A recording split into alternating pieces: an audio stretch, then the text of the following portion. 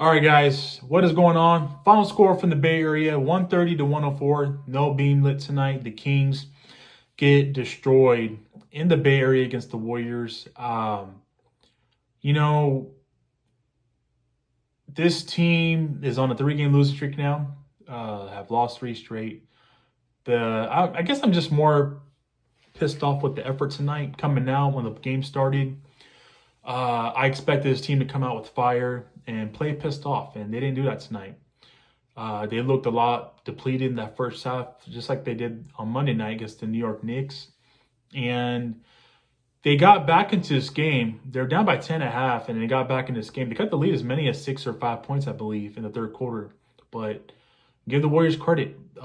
They weathered the storm, and their scrubs, or should I say their role players, made a lot of 3-pointers and just they moved the ball. They got a good team. Man. Make no mistake about it. Steph really didn't have a Stephen Curry type of night, but it was a Curry night. You know, he made his 4,000 3-pointer of his career.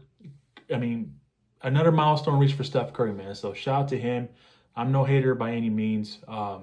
Stephen Curry is probably the greatest point guard I've ever seen play a game of basketball. So I gotta give him his props and his flowers because he's been reaching another milestone, and you gotta give credit where it's due. And it just had to be against us tonight. But let's start off with the numbers with the starting five. Valanciunas in 14 minutes, he had 5 points, 9 boards, 0 assists. DeRozan 35 minutes, he had 23 points, 7 assists, 5 rebounds. Keegan Murray was disappointing tonight. 34 minutes, he had 6 points, 4 boards, 2 assists. Malik Monk was pretty bad tonight too, man. 32 minutes, he had 7 points, 6 assists, 4 rebounds. And Zach LaVine, 32 minutes, 14 points, 4 assists, 1 rebound. Zach LaVine he was 5 of 6. When you're Zach LaVine, when you're arguably probably the best player on the team, you cannot be 5 of 6. You got to take more shots than that, man. I'm sorry. I don't care how Jimmy Butler or how the Warriors defended you tonight. You got to be aggressive. You got to be looking to attack and shoot, get your shots.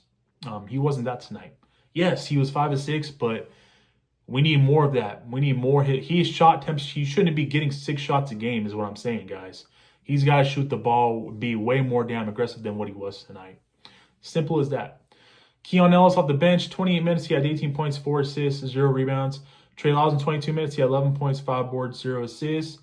Jake Olivia, I thought he was great off the bench tonight, man. 21 minutes. He had 13 points, 1 assist, 0 rebounds. Devin Carter got 7 minutes. He had 5 points, 2 assists, 0 rebounds.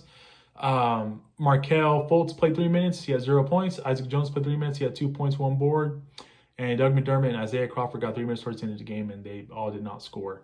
So, I noticed that Sabonis is out, and he may not be back anytime soon. Maybe he might need some more time with the hamstring injury. But this is how it is, man. The fact that we survived without Sabonis the last 2 weeks, and we're still a game over 500, and we're still sitting at ninth place.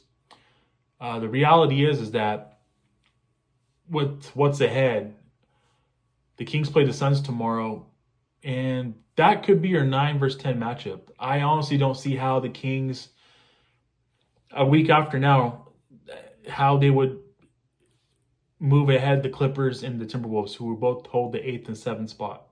7th being Minnesota and 8th being Los Angeles Clippers. I just don't see, especially with those teams holding the tiebreaker, I just don't see how the Kings finish 7th or 8th, man.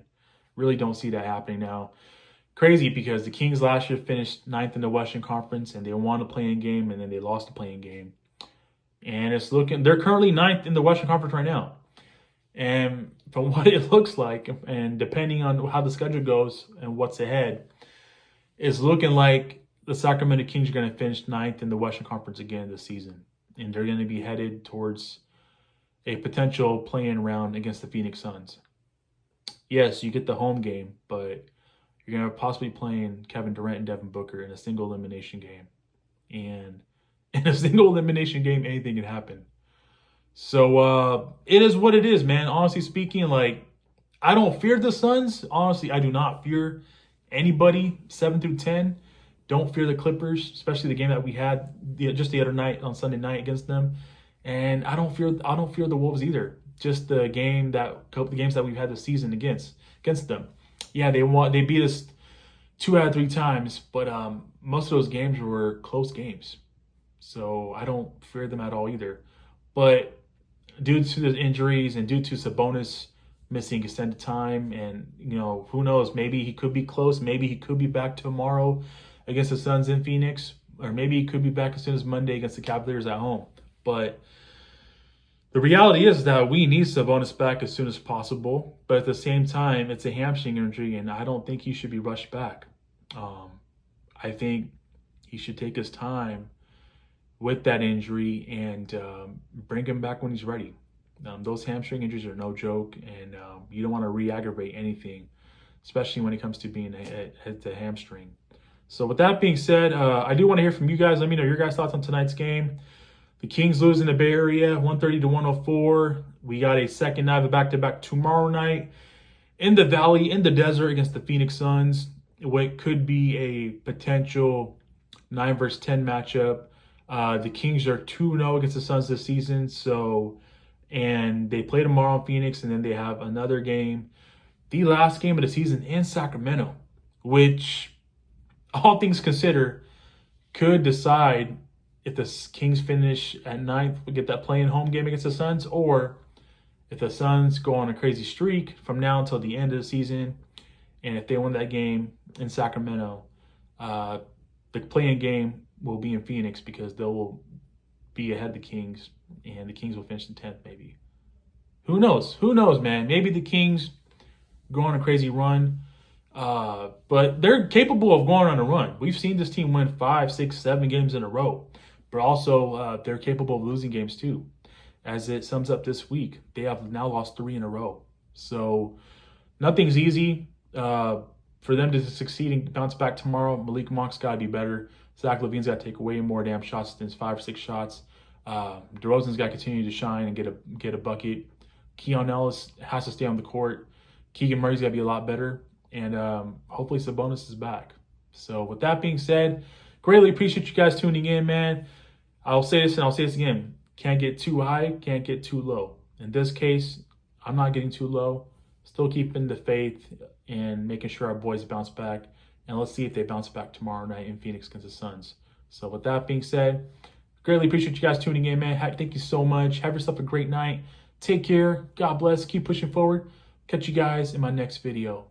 Peace.